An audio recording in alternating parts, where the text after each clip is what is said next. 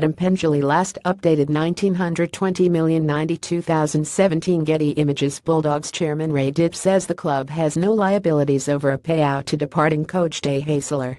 Hannah Peters Getty Images Kieran Foran is expected to honor his 2-year deal with the Bulldogs despite Day Haseler's sacking.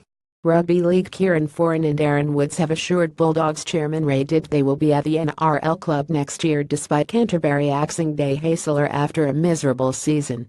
Even though their contracts have only been provisionally registered, Foran and Woods are expected to be at Belmore in 2018 after Dib spoke to the duo in the wake of the latest upheaval at the family club.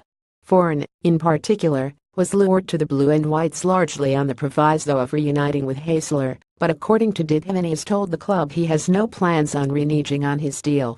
Dib, who said the club would have no liabilities over a payout for Haseler, who led the Bulldogs to 2 grand final appearances in his 6 years in charge, reassured Canterbury fans their marquee signings would lead a revival next year.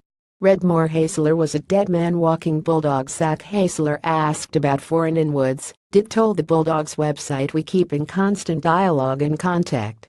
I've just spoken to them not long ago and advised them of the direction of the club, and they're looking forward to wearing the blue and white colors next year." The Bulldogs are understood to still need to shed 1 player from their roster to be salary cap compliant in 2018 despite releasing skipper James Graham from his contract a year early. Graham has joined the Dragons on a 3-year deal. The non-arrival of either Foran or Woods could solve that issue, but Dib is convinced both will be at the club next year. What isn't as clear is the amount the Bulldogs will need to pay out Haseler, if anything, after he signed a 2-year extension in April. Dib maintained it was a non-binding heads of agreement and was adamant Haseler's sacking won't disturb the Bulldogs' bottom line. Their current contract expires in October 2017, Dib said. The board has made a decision not to renew that contract, and going forward there will be no liabilities on the club for the next 2 years. It's always a tough decision, especially when you have a high-profile coach that has been at the club for 6 years and got us to 2 grand final appearances. But like I said earlier, the time is right for change.